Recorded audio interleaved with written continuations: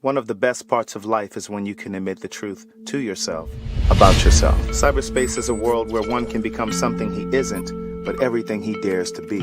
I wasn't interested in getting attached to anyone, and I knew I wouldn't take anyone I met online seriously. I had multiple screen names to increase my chances of meeting someone attractive. The majority of the profiles noted HIV negative under status, but I knew better from the work I had done in the HIV community. I knew 1 out of 3 black gay men was positive. The messages I found in my inbox validated me in my depression. In some strange way, they reinforced that I was worthy and deserving. My days consisted of waking up and logging on to see how many messages had accrued overnight. Months passed before I got honest with my therapist about what was happening with me. And before I knew it, I heard myself say, "I've been having sex with people I meet online." To listen to more of Words Never Spoken in Memoir, visit audible.com. Good day, thinkers, thought leaders, progressives, and dreamers. I'm Craig the Writer Stewart, and this is So Much to Say YouTube TV. These are my thoughts, in my voice, on black shit, white shit, gay shit, and everything in between. Now, So Much to Say YouTube TV is the place that you come to learn and grow. So go ahead and hit the like button, the share button, and the subscribe button. And turn on that little bell so that you get a notification every single time that I go live or I upload something new. Now sit back, relax, and enjoy the show.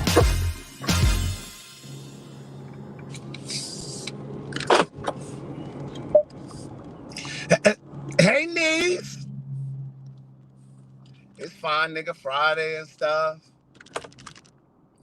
$5 Friday. Thank you to Jose Roble, Barbara Hyman, and Lamika Woodbury. And I done got my hair cut and shit. Oh, Wayne Mills. I done got my hair cut. I got y'all up a little higher today. So I can see the road. Amen. I just left the barbershop and I'm on my way home. And I need to juice.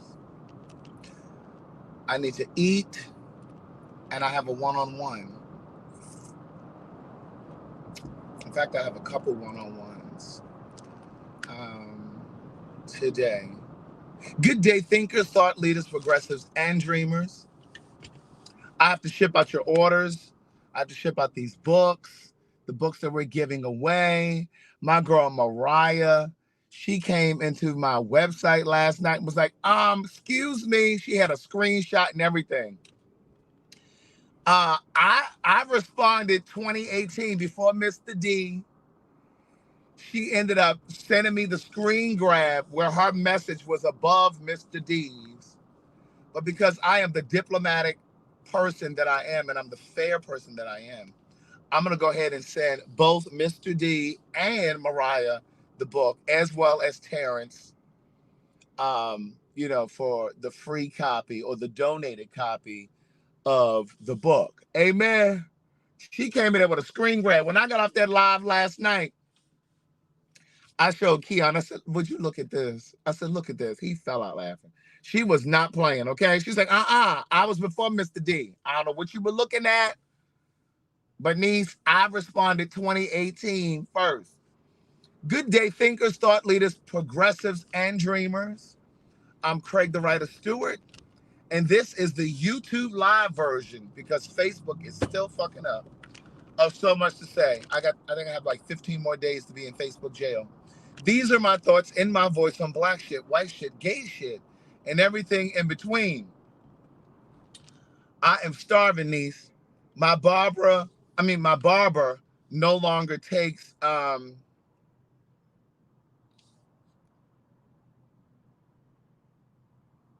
appointments. Well, I mean, he does, but he done went up to $65 to book an appointment. I don't need no appointment that bad. So what I do is I call or I text, hey, you got anybody sitting there right now? And he'd be like, no. I'm like, all right, I'm on my way. I'm not paying $65 for no appointment. I'm sorry. I just can't do it. It's bad enough that I won't even say it's bad enough because I do think that barber appointments should be higher than $20 because you know how many years were we paying $15 and $20 for haircuts? Now, how are these people supposed to have a family live a life, go on vacation, all of those things. You know what I'm saying? At $15 and $20, especially with inflation. So my barber appointment is $50.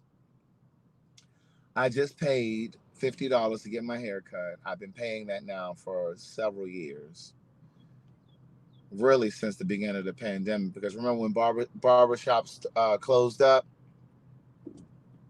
Well, I still need to get my hair cut, and so I started using mobile barbers at that point.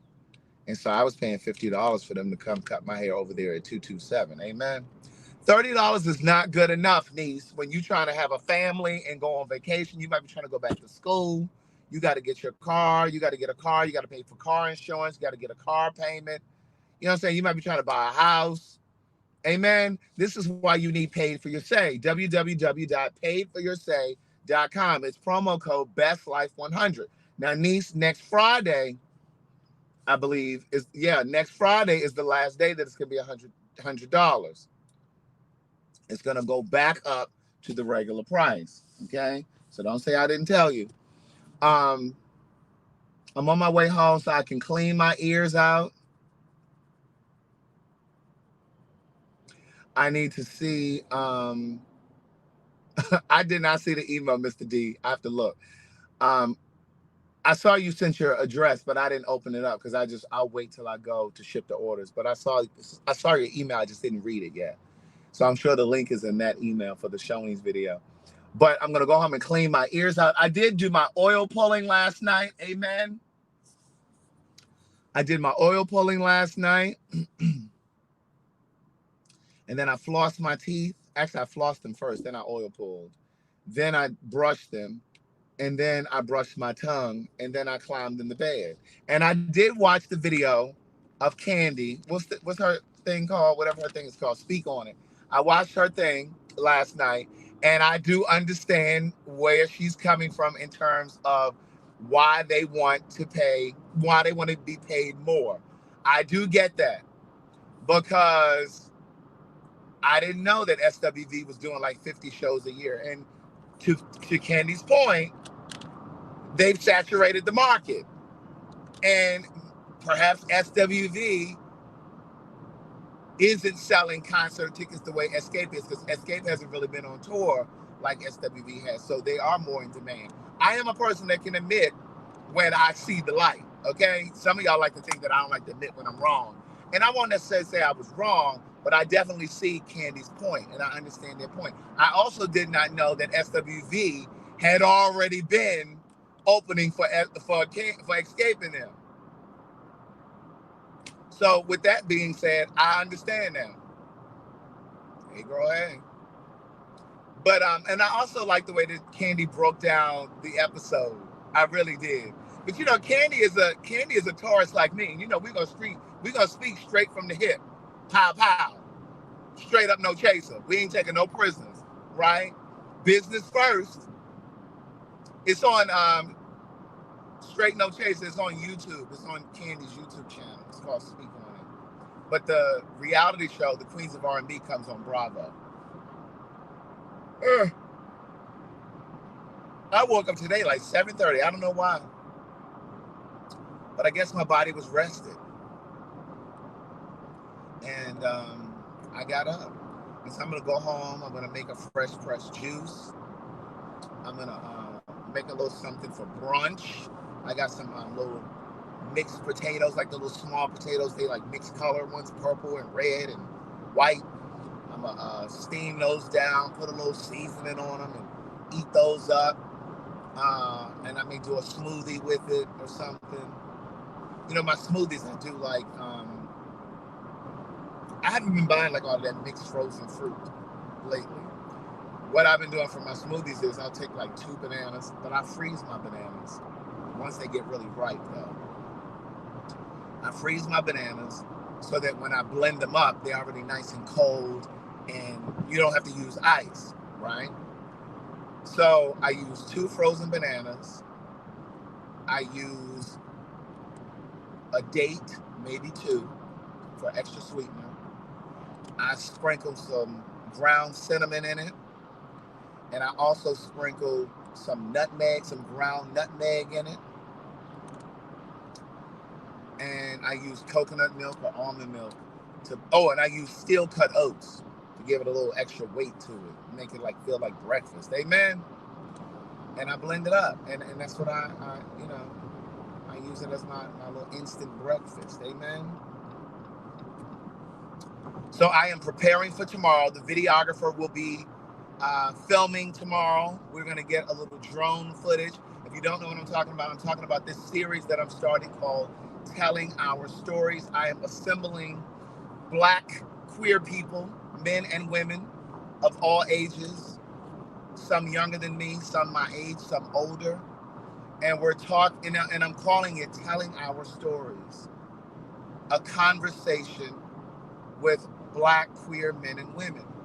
And I'm gonna break it. Yeah, there was a Dewan. There was a recall on that frozen fruit too. That's another reason why I'm not using it. But anyway, I'm calling it "Telling Our Stories," a conversation with Black queer men and women.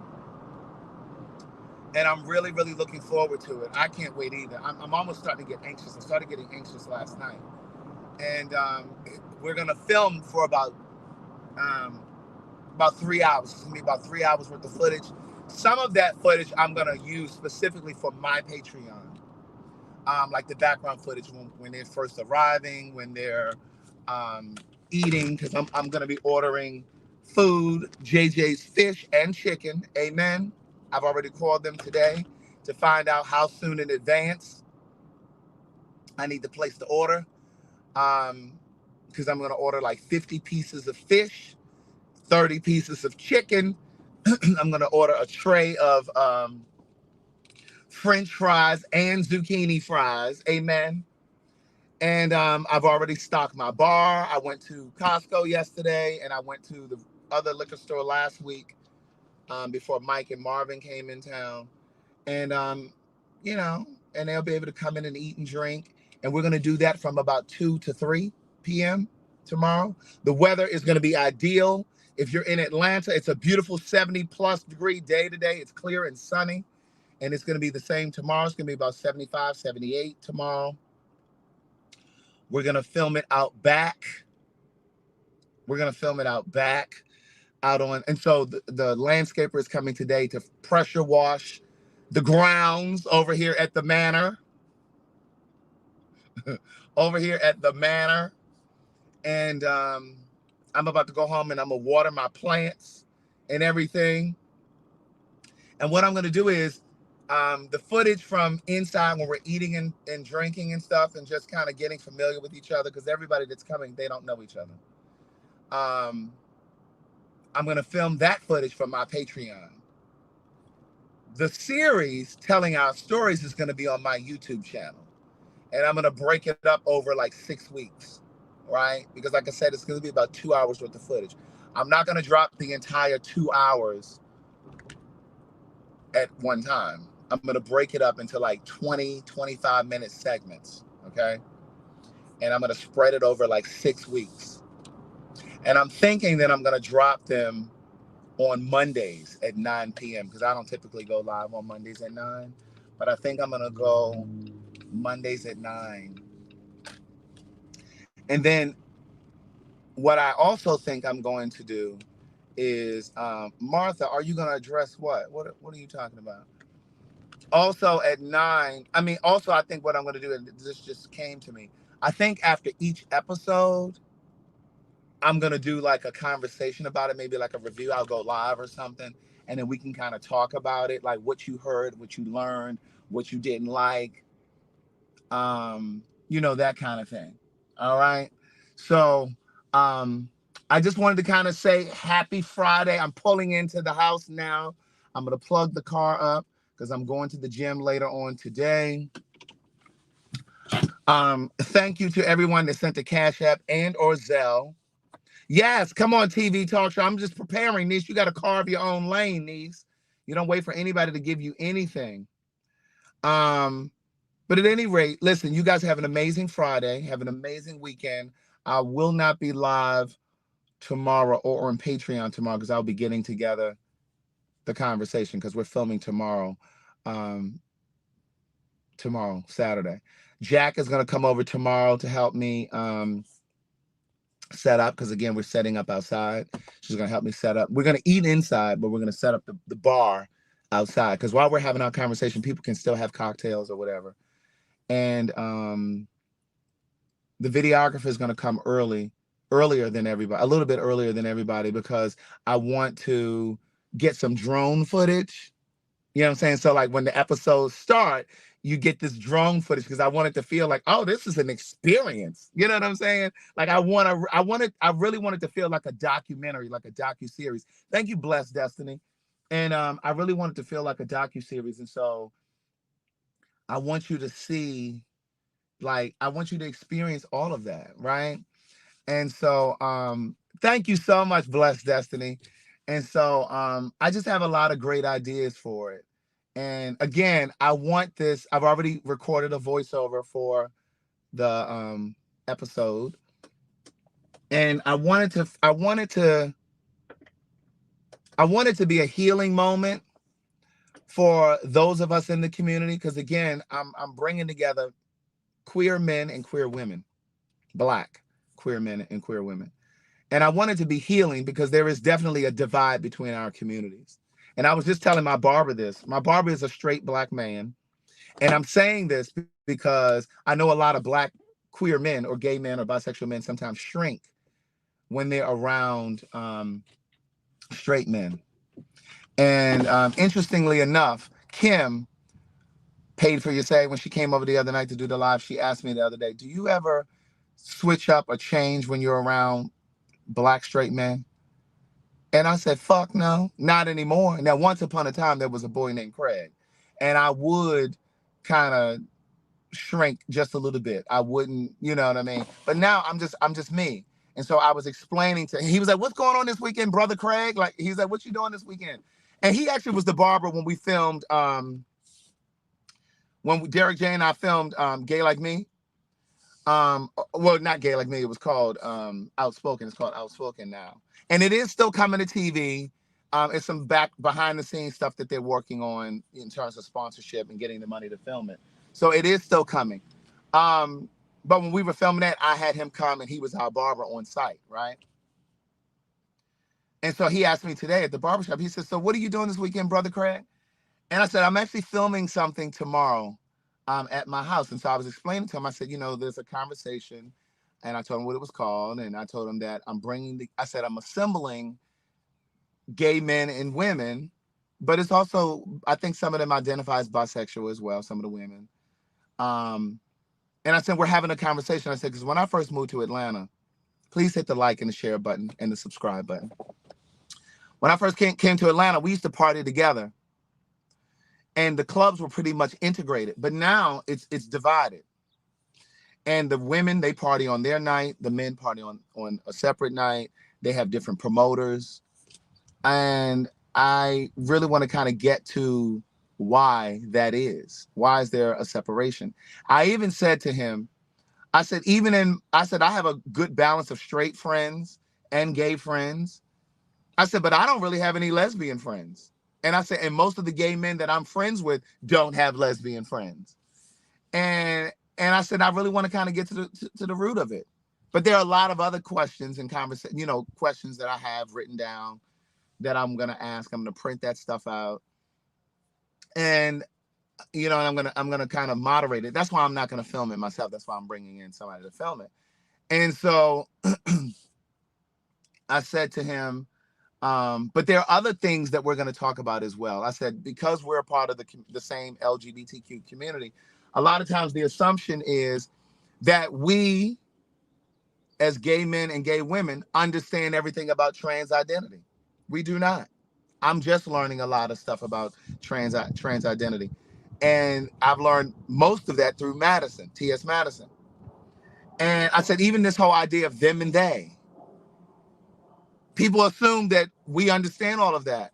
And I was even thinking when I was talking to him, especially when it comes to trans issues, I think sometimes trans people, trans women in particular, sometimes feel slighted by gay men and gay women. They don't feel supported by gay men or gay women if we don't get behind every single issue that they bring to the table. Just because we're queer doesn't mean that we all agree or believe the same thing. Just like I'm a black person, I don't believe everything just because they're black. So let me make it plain. Let me tie this together. Like when that whole Jussie Smollett thing happened, a lot of you gay men were upset with me because I didn't believe that Negro. I didn't believe that.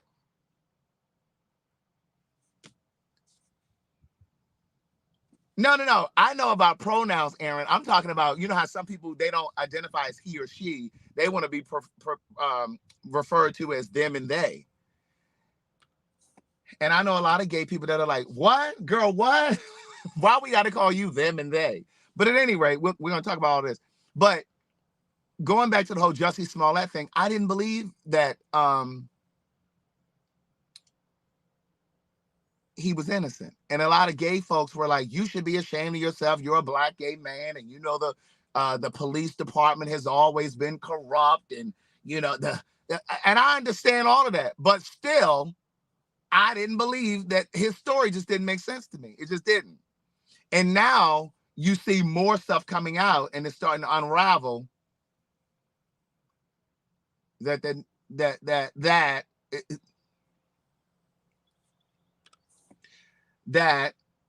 he was probably actually lying. You know, those African boys that he was with, they doing some documentary or something. But anyway, that's just besides the point. Yes, Miss Birdie, you can sign up until next Friday. I just said that just before you logged in. Pay for your say is $100 until next Friday. That's the last Friday. So anyway, the purpose of this conversation, my intention for this conversation,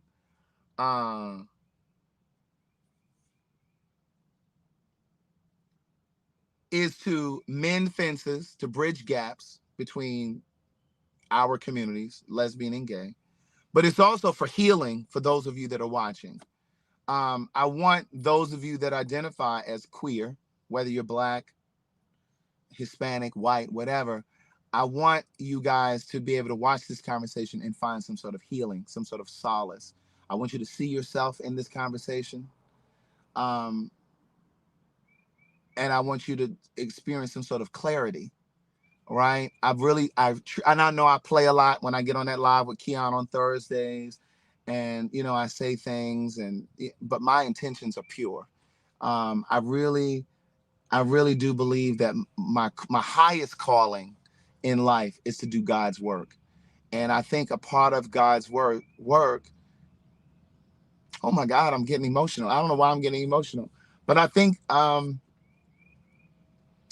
part of what God has called me to do is to use my gifts, whether it's writing or my mouth or my ideas, to heal people, right? Heal families, heal individuals. And so my intention is for parents to see this conversation or this series of conversations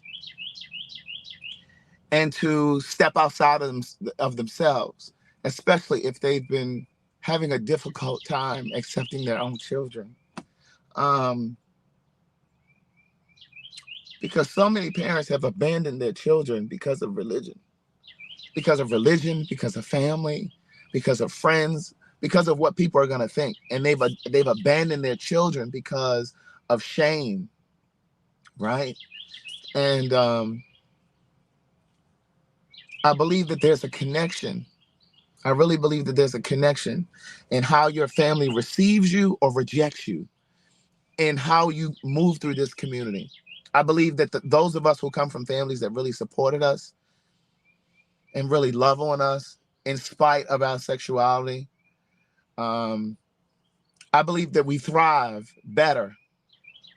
And that doesn't mean that if you come from a family that doesn't accept you, that you don't thrive. I'm not saying that. But what I'm saying is, by ratio, I believe that those of us who come from families that are in our lives, that embrace us and accept us and love us as we are, I believe we matriculate in this community a lot smoother, a lot better.